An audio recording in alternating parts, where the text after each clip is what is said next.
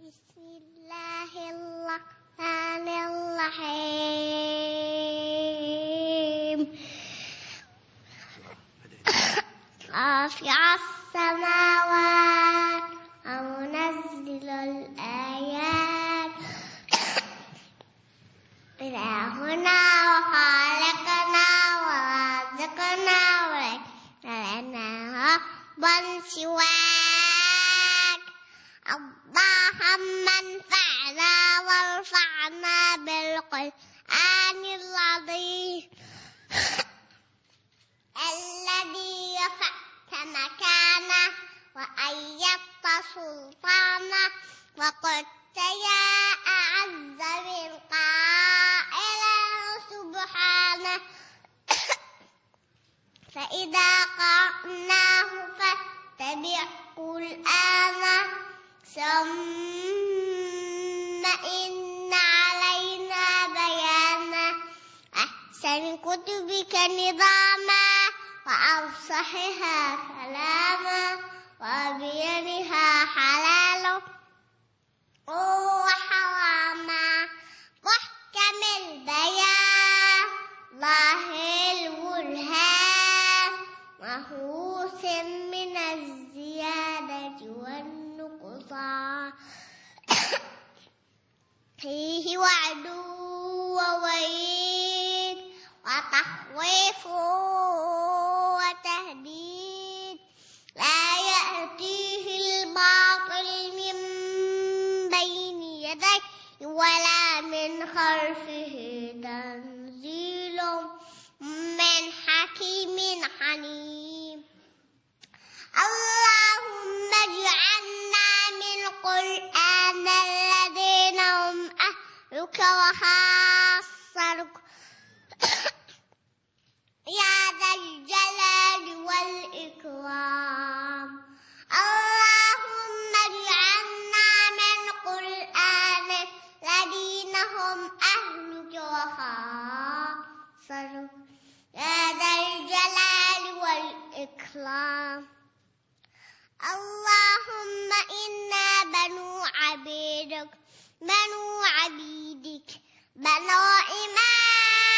إمائك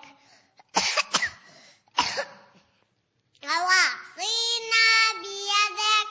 ماض فينا حكمك عدل فينا قضاؤك نسألك اللهم بكل اسم هو لك سميت به نفسك أو أنزلته في كتابك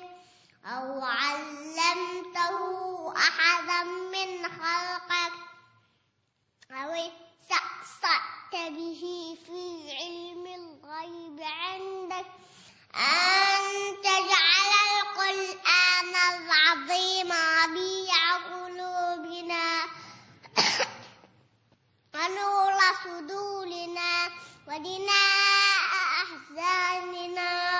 وذهاب همومنا وضمومنا وسائقنا ودنيننا إليك وإلى جناتك جنات النعيم اللهم ألبسنا به الحلل وأسكننا به الظلل ودفع به عنا النقم وأصبر علينا به النعم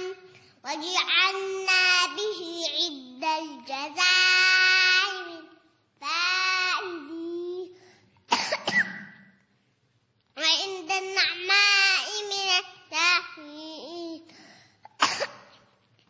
ولا تجعلنا ممن استهوته الشياطين فزولتها بالدنيا عن الدين فأصبح من النادمين اللهم اجعل ختمتنا هذه ختمة طيبة خالصة مقبولة مباركة على من قرأ سمعها وأحسن دعائها. اللهم صل وسلم على نبينا محمد وعلى آله وصحبه والتابعين.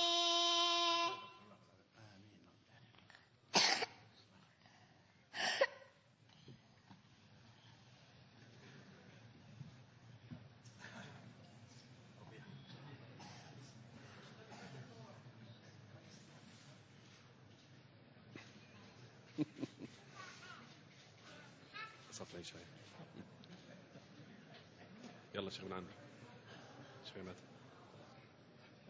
ايش قال له؟